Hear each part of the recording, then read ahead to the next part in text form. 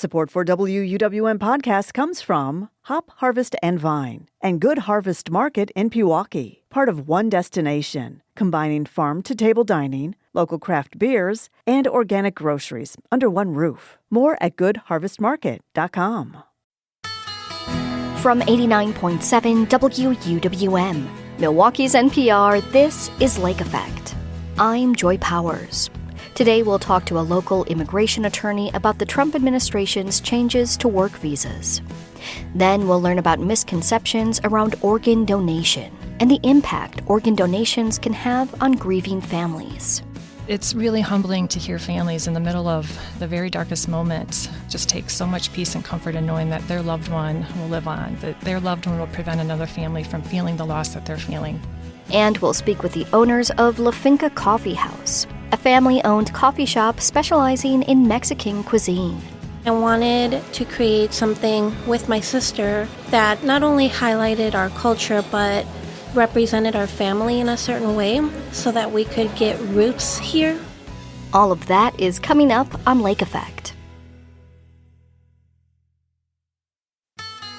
This is Lake Effect from 89.7 WUWM, Milwaukee's NPR.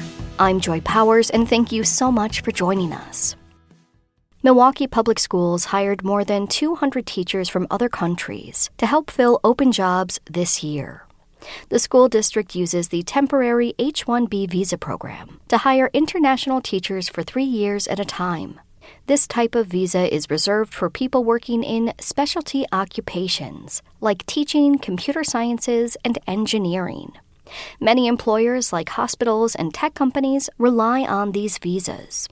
Last month, President Trump announced sweeping changes to the H-1B visa program. His proclamation creates a $100,000 fee for new applications.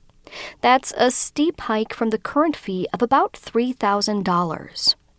As part of our check-in series exploring immigration updates, WUWM education reporter Catherine Kokel spoke with Milwaukee immigration lawyer Kelly Fortier about the work visa changes. So we found out that Milwaukee Public Schools is pausing their international teacher recruitment program. That's a program that extends H-1B visas to international employees to come to MPS and teach. Why would an employer pause a program like that right now? Any employer who recruits from outside the United States or regularly uses H-1B workers really has to, I think, reevaluate their plans for 2026. And so I think they are correct in pausing it and waiting to see what happens. It's very possible there'll be more clarifications and they'll be able to continue to file for and obtain new H-1B approvals for these teaching roles, but there's also a good chance they won't. And until that is known, I can completely understand it. $100,000 fee per worker is almost punitive in nature. U.S. employers, the vast majority of them at least, cannot afford to add that cost to the cost of onboarding a new employee, even if they're incredibly valuable, even if they're really needed. So I think it's very reasonable for a school district like MPS to just pause for the time being and see how this shakes out. So it makes sense that employers are really uncertain right now. And I want to clarify that as of right now, we know that the $100,000 fee is for only new applications for an H-1B visa that were filed after September 21st, right? That is correct. Okay. And so H-1B workers that are already here, already working in H status, do not have to worry about their extensions or renewals. Okay. And you're getting kind of conflicting information about this, right? Can you talk a little bit about what the communication process has been like for these changes? Yeah, there's the terminology that's been used in the various guidance on this, from the proclamation to the USCIS guidance to the follow-up White House tweets to the Department of State memo. They're all using slightly different versions of what was in the proclamation. But for example, they reference the H-1B lottery But the implementation date was September 21st, which is well before the next year's lottery. They also talk a lot about new petitions. And when you use that term new petition, that's a very nuanced term in the immigration world. It indicates the filing of a petition with USCIS, not necessarily a visa application for someone abroad. There's also a lot of unknowns with the language they're using regarding cap exempt employers. So again, we see this language regarding the H-1B lottery, but there are many, many organizations that don't have to participate in the lottery. They can get H-1Bs whenever they want. So it's very unclear if they are going to be affected by the proclamation or not. The government is trying to clarify, or I think pull back from some of what was in the initial proclamation, but they're not doing it consistently, and as an immigration attorney, not using the clearest terms in that guidance. Which is certainly creating confusion. I was communicating with the school district specifically about these international teachers, and there were questions about whether people who are currently here will be able to renew. So maybe they can finish out the visa, but will they be able to renew? And the school district said, as of right now, based on its current understanding, yes, they will be able to renew. Do you think that this is going to be challenged in court? Absolutely. Absolutely. I know there are several attorneys across the country that are looking for plaintiffs, that already have plaintiffs. The U.S. Chamber of Commerce indicated that they may be filing some litigation related to the proclamation and the new fee. So I absolutely expect we will see litigation filed this month. I think the big question will be, what are the specific issues that are being challenged? Is it cap exempt employment? Is it the amount of the fee? Is it the lack of clarity around the fee? So I think there's a lot to challenge. We'll see who challenges what. The other big unknown is how long will it take this litigation to work its way through the court system to be at a place where it impacts or doesn't impact the next lottery, which opens in March of 2026. And the lottery process, of course, is the traditional way in which these are awarded, correct? And it's extremely competitive. Correct. Correct. If you are someone that's here as an international student and graduating, for example, or if you're someone that is abroad right now but has a U.S. job offer, this H-1B lottery is the way you get your H-1B visa, unless you happen to work for a cap exempt employer. So the lottery is very important to many companies and many individuals. It was already competitive, as you note. We have seen demand for these numbers far exceed what's available, to the tunes of hundreds of thousands of people not getting selected each year in the H-1B lottery. So I think one definite impact I expect from this proclamation is far fewer lottery registrations. I think the uncertainty is going to cause employers to back away if they can from the H-1B program. So less interest in putting those lotteries in. But, I've been wrong about these things before, but I would expect far fewer lottery submissions in March. So many industries use these in Wisconsin, far and away from school districts. But any other things that you think are important for people to know as we continue to get more news about this? I would urge employers to take a breath and pause for the next couple months. I don't think now is the time to make any final decisions on what your H-1B staffing might look like next year.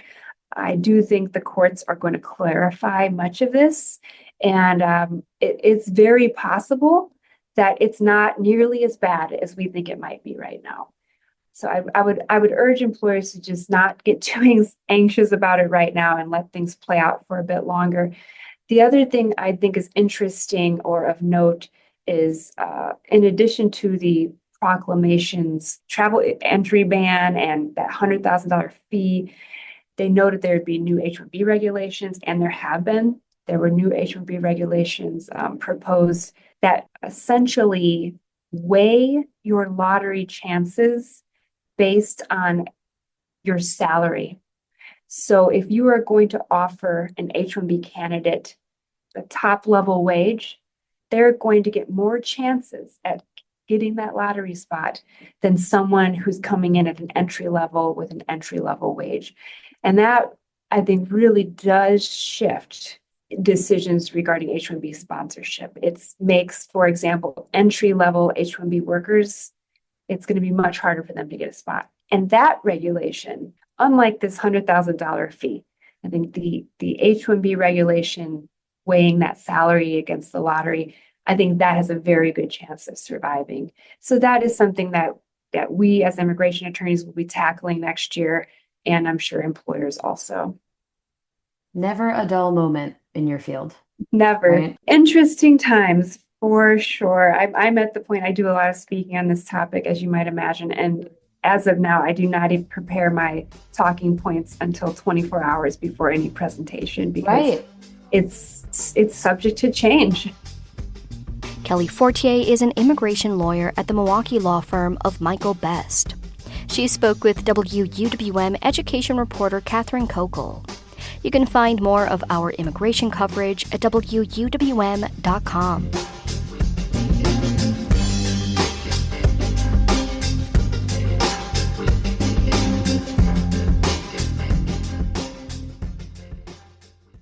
For many people facing end-stage organ failure, a donated organ is their only life-saving option. But the waiting list is long, and finding the right organ match is incredibly difficult. In Wisconsin, it's becoming even more difficult, as more than 800 people have removed their names from the organ donation registry this year. Experts say misinformation about organ donation may be driving some of those removals. I'm joined now by two people who are trying to counter misinformation and share the benefits of becoming an organ donor. Dr. Nicole Neidlinger is a transplant surgeon and medical director of UW Organ and Tissue Donation, and Colleen McCarthy is the vice president of organ and tissue donation at Versity, Wisconsin. Thank you both so much for being here. Thanks for having us. Exactly. Thank you. We are right now seeing a lot of people opting out of the registry.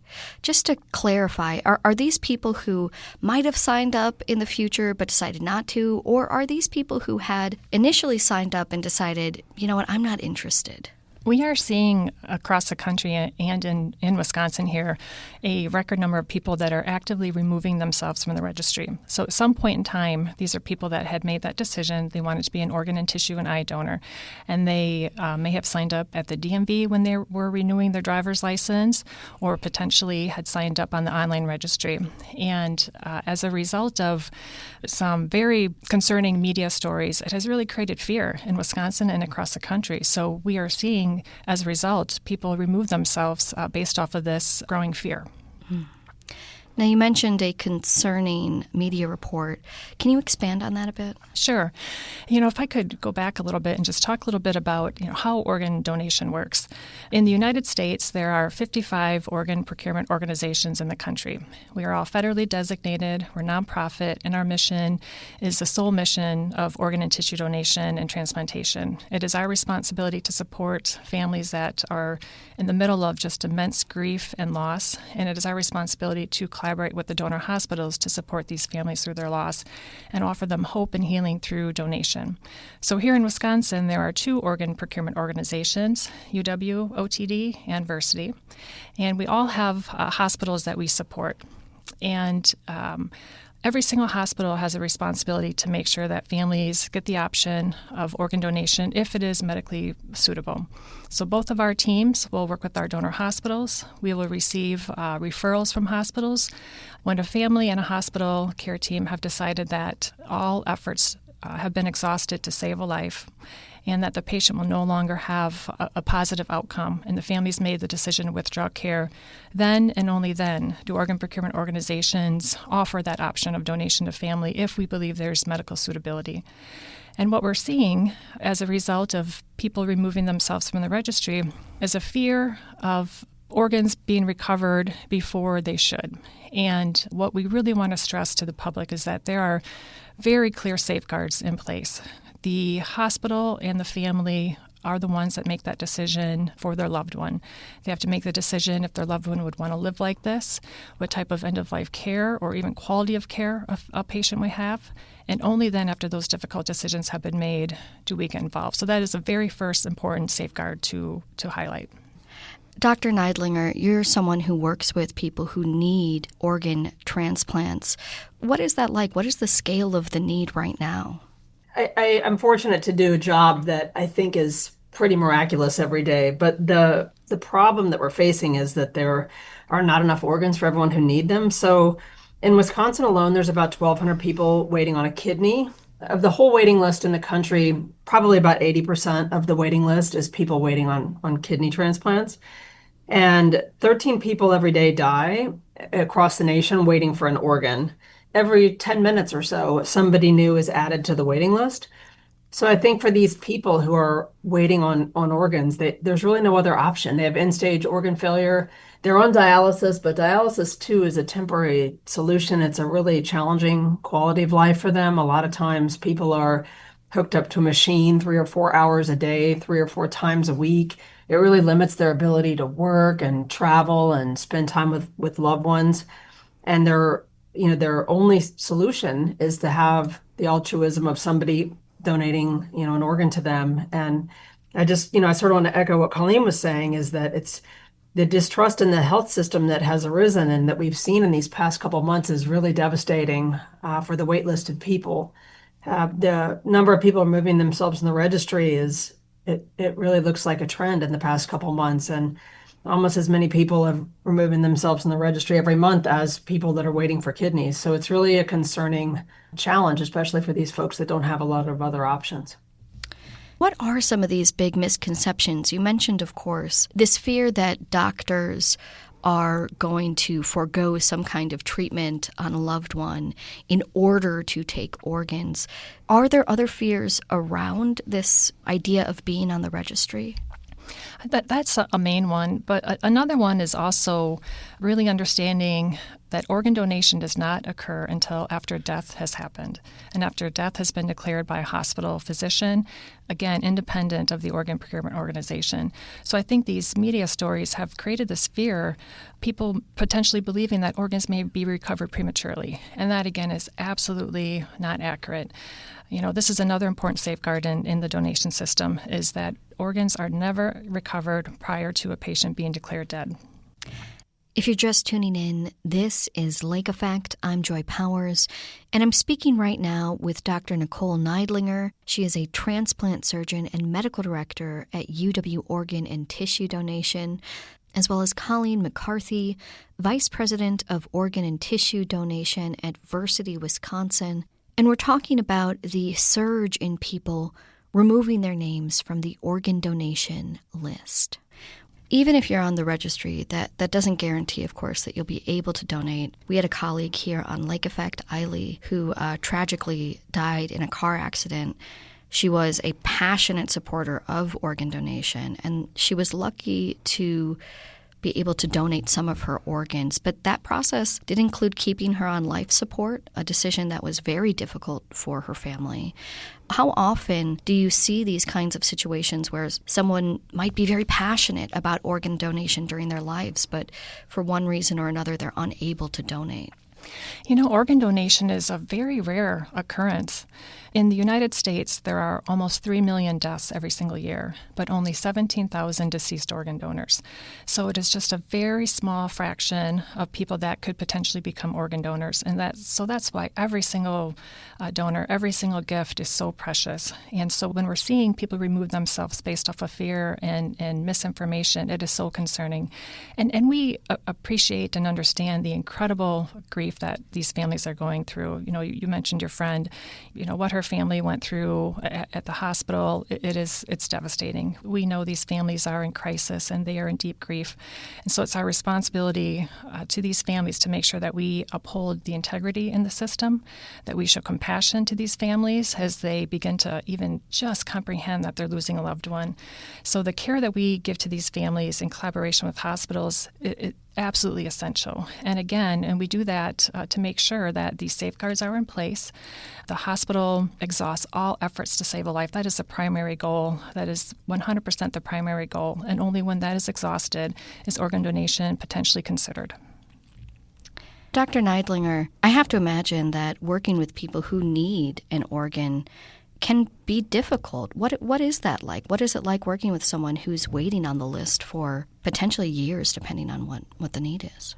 As you see these folks coming in clinic and they're describing sort of how their health has deteriorated and the ways that they're limited in their organ failure, you see almost just a desperation and a hope in them that as a physician, like we can impact this, but we just really rely on altruism of the general public. And it's a really moving experience too, I'll say, when you get to notify somebody, the organ you've been waiting on for months, years has finally arrived. So it's a rewarding job when we get to do it, but the limitations and what people are facing when they're coming into clinic, and you have to explain to them that, especially based on criteria like tissue matching and blood type, like they may be waiting a long time for an organ is pretty devastating. And one of the things that I think is really important to mention is that we also get to do in this job is that you get to go on organ procurements. And I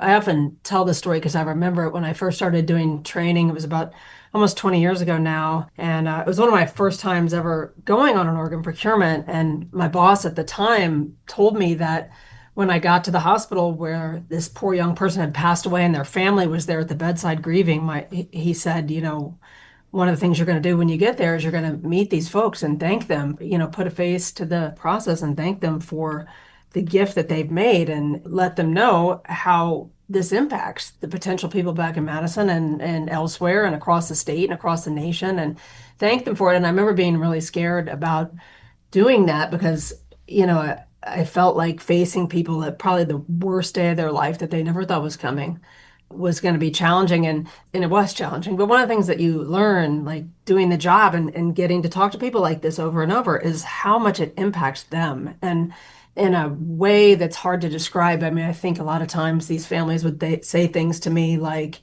we never anticipated this was coming, but thank you for giving us an opportunity to be altruistic and to give our person a legacy. And we haven't felt like we've had a lot of choice in any of this. Like, all the news keeps coming to us and it's not what we hope to hear, but here we finally get to weigh in on something or support our loved ones' wishes and have something happen here that we felt was aligned with them and with us. And a lot of things people may not realize is how important organ donation is for families too. I think as surgeons, as physicians, we definitely know it's so life-saving for recipients. And I think it really matters for families too. And I'm saddened by the number of registry removals and that people are not having trust in the system, because I've found it to be, one of the things that sort of keeps me hopeful about humanity is that people do things like this, on their worst day for other people. And, I just think it's real important that we think about that and the impact that some of these media stories and removals have on the broader discipline of organ donation and transplant both. I agree with everything Dr. Neidlinger said. The spirit of these donor families, there is an incredible healing power in donation. And to see the donation teams and the hospital teams just surround these families with support and love during these very difficult moments, to coordinate honor walks so the families can feel this respect and gratitude for the decision they've made. It's really humbling to hear families in the middle of the very darkest moments just take so much peace and comfort in knowing that their loved one will live on, that their loved one will prevent another family from feeling the loss that they're feeling. And so when these registry removals are occurring at this record pace, it's robbing people of the healing power that donation has. And that is just another tragedy, that these transplant recipients will not get a second chance because of this. But also these families that are suffering loss and grief of a loved one will not have that healing power that donation has given so many others. Yeah. Now, if you're someone who's hearing this conversation and saying, I want to be a part of the registry, how do you make that happen? It is so important to make sure you talk to your family. When families are suffering loss and grief, it is It's a difficult reality. But for families to know your wishes ahead of time is a really important conversation to have. And it's a difficult conversation to have. It's personal. It's a conversation that centers around end-of-life discussion. So it's not an easy conversation to have. But the proactive conversation is very helpful when the time comes. And so we advocate for people to take time to think about what that decision is for them as part of your healthcare power of attorney decision making as well. It's an important decision to proactively think about. Once you inform yourself, there's many different opportunities and different ways to sign up on the registry. When you go to the DMV to renew your driver's license, or you can sign up online with the Wisconsin Donor Registry at donatelifewisconsin.org. Those are ways that you can receive more information and also register that decision. All right. Well, thank you both so much for joining us here on Lake Effect and sharing your work. Thank you. Thanks for having us. Colleen McCarthy is the Vice President of Organ and Tissue Donation at Versity, Wisconsin. Dr. Nicole Neidlinger is a transplant surgeon and medical director at UW Organ and Tissue Donation.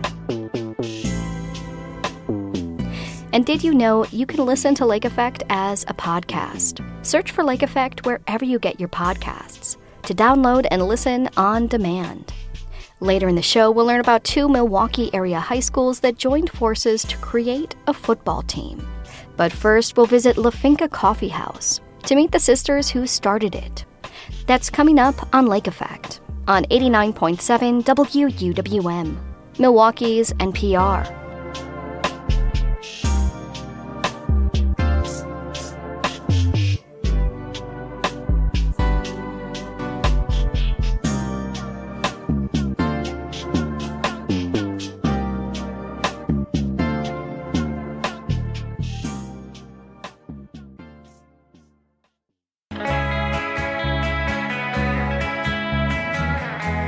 You're listening to Lake Effect on 89.7 WUWM. I'm Joy Powers. Finca Coffee House has been in the Milwaukee suburb of St. Francis for about 8 years. The sisters behind the Mexican-inspired coffee shop are Janeth and Lizeth Zuria. They opened the shop in 2017, sourcing their coffee beans from their grandfather's farm in Oaxaca, Mexico. Lake Effect's Excret Nunez visited them at the coffee shop to talk about what inspired them to open La Finca. For people who aren't familiar with La Finca, can you tell me a bit about your backstory and why did you both decide to open this coffee shop? So the biggest and most important part of our story is that we were raised undocumented in the United States. I came over here when I was 3, turning 4, and she was 1. And I wanted to create something with my sister that not only highlighted our culture, but represented our family in a certain way so that we could get roots here, which felt kind of complicated at the time to establish roots in a country that didn't want us. And so in 2012, we were granted DACA, which was amazing. And in 2016, we decided to apply for advanced parole, which sounds really crazy and scary. And it was at a time that nobody was really doing it. It had just kind of rolled out. But advanced parole basically gave us a sheet of paper that said, yes, you can leave the United States for X amount of time, and we guarantee that you will be allowed back in. So when we traveled to Oaxaca, meeting my dad's side of the family, the 3 weeks were amazing. Emotional, I remember flying in with her and we're holding hands and I can't stop crying because it feels like home in a place that was so foreign to me. And we get to meet our grandparents, our great aunts, cousins, everybody in that short time frame. And in that trip, our grandfather puts coffee bags into our suitcases. And he's like, just try it, have your friends try it. And every evening it was, let's sit down, talk about our day over a cup of coffee, every evening. And it was always in a little tacita, traditional of Oaxaca. And we loved that storytelling. We loved being able to just decompress after a day. And we wanted that, connection that we felt here. So coming back, I started sharing that coffee. I myself didn't drink it, but I started learning how to make pour-over, started infusing different flavors to try to have something different, while connecting us back to Mexico. And I think like the forming of Finca, establishing like our business plan, we really mapped out kind of the roles that our family would fit in because we knew we wanted to involve them. You know, this was for them. So we're like, my dad can help us with the ordering process. My mom's, her recipes is everything we do. And even though we didn't do food right at the beginning, we knew we were going to incorporate it because everybody needs a little something to go with their coffee. But yeah, that was the beginning of it. And we learned a lot, but I think that business plan really helped us stay focused and grounded to continue our path to growing what we have 7 years later. Absolutely. It really sounds like almost like a dream come true in a way. I'm wondering, I know that all of these instances happen in your journey where you didn't know if you'd be able to go back to Mexico, see your family and stuff. But was it always like in your plan to start a business together? Yes and no. You know, it's funny because this year I personally got to reflect more on our, I guess, entrepreneurial journey. I never wanted to do this professionally. We were both raised with really a strong focus on our education and getting a career that was really important to both our mother and our father. So excelling in school was a priority, and getting a career that was going to be a little bit safer, more stable was definitely something that was in our goals. Now I'm realizing that that was my parents' goal, and there's plenty of avenues for success, and I definitely feel like we've reached what we think of success now. So entrepreneurship, I think we've discovered that was something that we kind of forced into. It was our only option because of our undocumented status when we were young. We weren't able to get the jobs that we wanted to. Even if I would have finished a career, I wouldn't have been able to get the licenses that I wanted to. I wasn't born here, so I don't get that benefit. And Lizette realized, I think it was around 16 years old, she started working for a national organization called United We Dream that fights for immigrant rights. And they hired her as an independent contractor. So she formed an LLC at 16 years old, 18 years old, and realized that that was kind of our way around being able to get a job for ourselves. And I think learning that is kind of what opened our eyes to this kind of lifestyle. But I'm really happy with where we are now, and I'm happy to kind of be that example that success comes in so many different forms, because we're not taught that. You have to learn it as you get older, and it's a tough lesson to learn because you feel like you're failing when you're succeeding. And I also want to mention for people who are interested in getting to know La Finca, where does the name La Finca come from? So La Finca comes from when we were younger. We always knew that my grandfather owned a coffee farm in Oaxaca.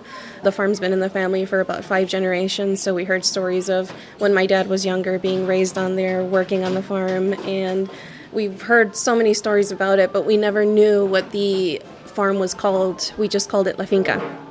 So when we started thinking and workshopping ideas for our space here, that one just kind of stuck out because it's what we always called Grandpa's Farm, and that's where we're sourcing all of our coffee from, is Grandpa's Farm. So it just felt natural to call it La Finca. So I also want to mention the location of your coffee shop. You know, it isn't something that maybe people easily stumble upon. So how did you guys decide on having the coffee shop here? So I saw an ad for it the day that the previous coffee shop closed. And that same day I drove out here and I was like, I'm familiar with the area because we went to high school at Thomas More. And I'm looking around and I'm like, I love the lake views. People can sit outside. And we already knew we were going to bring our mugs. So we were like, can you imagine people sitting here, enjoying a cafecito, and making this look more like what we miss? So when we made the business plan, it was revolving around this. And it was difficult. We wouldn't have had the same foot traffic had we gone to somewhere in the south side. We wouldn't have had our community, the community that we were raised around, that we grew up with, the south side Hispanics, And so that was a challenge. Can we bring our people here? And we sat down, we had the conversation. We're like, let's take that risk, let's try to see who's gonna come out to this little part of town. And it is super small, So for me specifically, being able to see the amount of Black and brown people that come to this side of town. I think that was probably the most important factor for me to be able to be here, is to be able to draw a crowd that creates diversity in this neighborhood, because Milwaukee's so segregated and that needs to change. You mentioned like the coffee itself comes from your grandfather's farm. What have been some of like the challenges of doing something so unique and interesting, of directly importing the beans from his farm? So I think the biggest challenge in the beginning was figuring out the direct source of it, right? We know we want to work with him. How do we get a rural area in Oaxaca to be able to send their packages to the city so that then they can send it over to us? So that in and itself was tricky. Once we got the help of family from down there, uncles, cousins that were like, yes, I'll package it, we'll bring it down to the city. Even to this day, we only send packages in groups of like 5 to 10. And the reason for that is security. In the beginning, I can't tell you how many packages we lost in transit. They would just disappear. We wouldn't be able to track them anywhere. And that was a huge loss for us because we were investing to be able to get this coffee specifically. Currently now we work with, alongside my grandfather, a woman-owned coffee farm in Oaxaca as well. And the stability has been much better. So for the last, I want to say at least 3 years, we haven't had any issues, which has been very reassuring.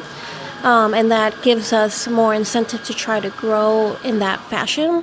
But that is something that we look forward to next year, to be able to continue the path of sourcing our coffee directly from farmers so that we can grow our taste profile in shop.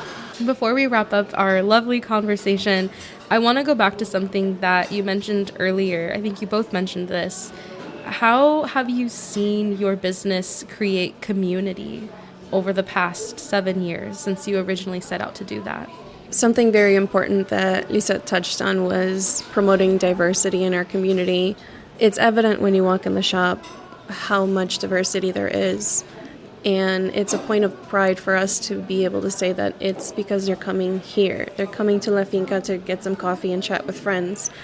I think that's one of the biggest ways we've seen community grow throughout the 7 years that we've been here. But outside of that, there's been numerous partnerships that we've been able to make along the way and encourage just growth between not just other businesses, but entrepreneurs in the area. Some good friends of ours that actually own the 414 brand in Milwaukee. We partner with them a few times a year to put together something called a Mercadito, where we host 15 or so, whatever fits in our little space, entrepreneurs that come and sell their goods here. So we're opening our doors to other businesses in the area to come and share their products, share their story, and collaborate so that they get to share that with our community here. So those are probably some of my favorite ways we've been able to see community grow here. Yeah, I love that. It definitely seems like you guys have created like a safe space and a really creative space too. And so thank you guys for welcoming me here, and it was really great to chat with you both. Thank you. Thank you for having us. Janeth and Lizeth Zoria are sisters and co-owners of La Finca Coffee House. They spoke with Lake Effect's Excret Nunez last year.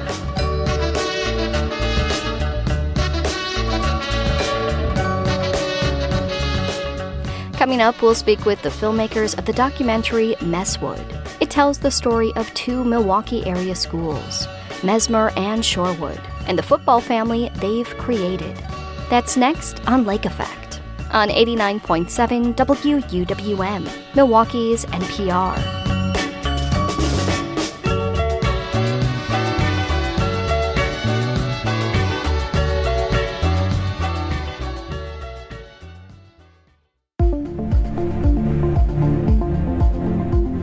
This is Lake Effect on 89.7 WUWM. I'm Joy Powers. It's football season for the NFL, colleges, and high schools. The documentary Messwood focuses on one unique Milwaukee area football team. It's made up of students from two schools, Milwaukee's Mesmer High School, which is predominantly black, and Shorewood High School, a predominantly white school. Declining enrollment led the schools to join forces to create the Messwood team. Filmmakers Brad Lichtenstein and Emily Keister followed the 2019 Messwood team. The documentary centers on the teenage athletes who are trying to make sense of their adolescence and the perceived and real racial issues in southeast Wisconsin. The filmmakers join Lake Effect's Audrey Nowakowski to share more about Messwood. So Brad, as a Shorewood resident and parent, I imagine this was on your radar for quite some time, but can you share how the documentary with the 2019 team actually became a reality? Sure. As a parent, as you pointed out, at the time I had two boys in the high school at Shorewood. And as most of your listeners probably know, Shorewood is a predominantly white school. There was a controversy over a play performance of To Kill a Mockingbird that year. And I was sitting in the audience during one of the community discussions, which was quite heated. And I thought to myself that there might be a film here that could look into the idea of how white privilege plays out in the discussion that they were having over the use of the N-word. And initially, we started to try to make that film. And Emily, who was at 371 Productions at the time, agreed to join me, and we started following that story. But at a certain point, it became clear that we were not going to get total access to the school, which we needed to tell that story. And around that same moment, there was a school board meeting. And during that school board meeting, again, over the use of the N-word and To Kill a Mockingbird, somebody pointed out to us that the football team was, quote, a paragon of racial harmony, and that we should maybe look at that as a, quote, positive story to follow. So we understood that there might be a really good story to tell, and we pivoted and we started asking for access to Mesmer and to the football team. And that process went really well. And eventually we were able to have access and to tell the story that became the film Messwood, which frankly, I think is probably a much better film than the other one would have been. Yeah, there are elements of that controversy included in this film, of course. But Emily, can you share with me what you were most excited to film and learn more about with this football team as you then decided to pivot and work on the initial stages of collecting footage of the Messwood football team in the 2019 season? I was genuinely excited about everything. It is my directorial debut, so it was really my first experience having creative control on a feature project. But I was also really excited about being able to work with young people, especially like in the film industry. I'm usually like the youngest in the room.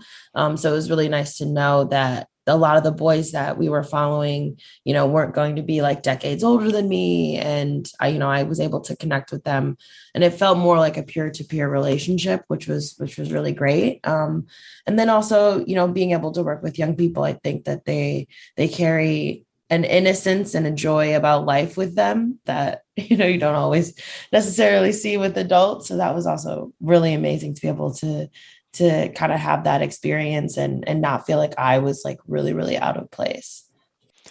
There are lots of amazing people, the students, of course, that you just mentioned that stick with you on this team and in this film. But we, of course, need to talk about the team's leader, Coach Antoine Davis. How would you both describe him? Because I was trying to summarize him in a succinct way, but I couldn't. I mean, he's just so full of not just motivation for the kids, but his philosophy towards football versus other aspects of life. Like, he's such an interesting coach for these kids to be led by. What was your impression of him? Yeah, I mean, for me, I mean, Coach Davis is driven and is one of the most caring people I've ever met. And, he has his philosophies on how he runs the team, but he cares about his players more as human beings before they're football players. He really takes a holistic approach to coaching and is making sure, not only are, they doing okay when he has them for the short periods of time he does for practice and for games, but, are they eating? Like, how is school going? Like, how is your relationships with your family going? Like, he really is, someone that they confide in and a confidant for all of the boys, and again, not only when they're playing for him and in the program, but for the rest of their lives. And Coach Davis, he's a rock and he's a force. I would just add too, he's a bit of an iconoclast, which I think makes him a really compelling person to watch in the movie. One of the aspects of that is I think a lot of people who know about the Mesmer-Shorewood joint program have in their mind that there's a kind of overt effort to create racial harmony. That's exactly why we were pointed in that direction in the first place. But Coach Davis has a much more kind of interesting take on race, which is that he's trying to provide a safe space where race is not the first and foremost issue at play when it comes to the kids, who obviously are crossing lots of different boundaries and worlds, entering into different worlds throughout the film because of the difference of the worlds that the kids at Mesmer and the kids at Shorewood live in. But that determination coincides with a really strong identity as a Black man that he represents all the time and is very overt about. So in many ways, what we got lucky about in making this movie is making a movie about a man who really doesn't fit anybody's preconceived notions or stereotypes. Yeah, that leads perfectly into my next question, because as you mentioned, people are pointing you towards this story saying this is an example of, quote, racial harmony. But as you mentioned, Coach Davis doesn't see it that way. In fact, most of the parents don't want to talk about race either when it comes to the dynamics of the football team. And going into this project thinking like, okay, we're being pointed in this direction, and then hearing the opinions of the people who are intimately involved in the team, how did this inform how you wanted to shape your documentary? Well, every documentary is a journey, and part of that journey is learning how to listen to the people who are in your film. You always approach a film with ideas that you want to explore, but you have to have a kind of reflective equilibrium relationship with what the facts on the ground are, who people are, the humanity of the entire enterprise. And so you adjust.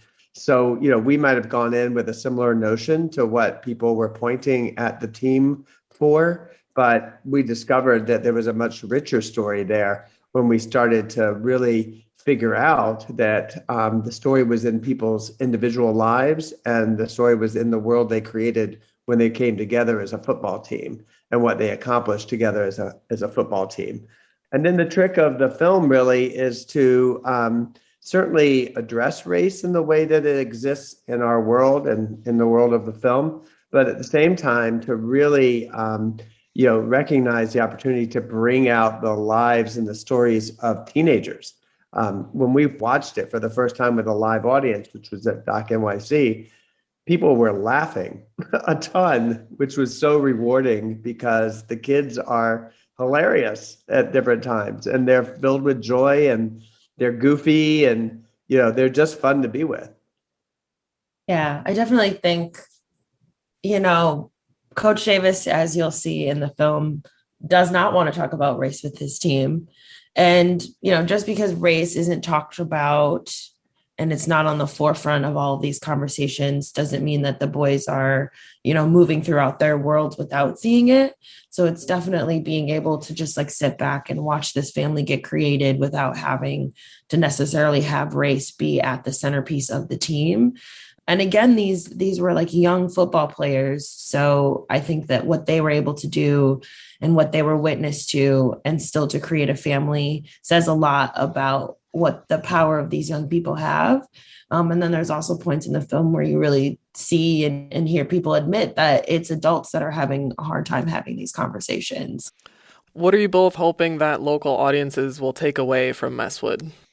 I hope that they take away humanity, really. A film that I think lets you in on the goofiness and the trauma, the joy and the trials of teenage life and football life.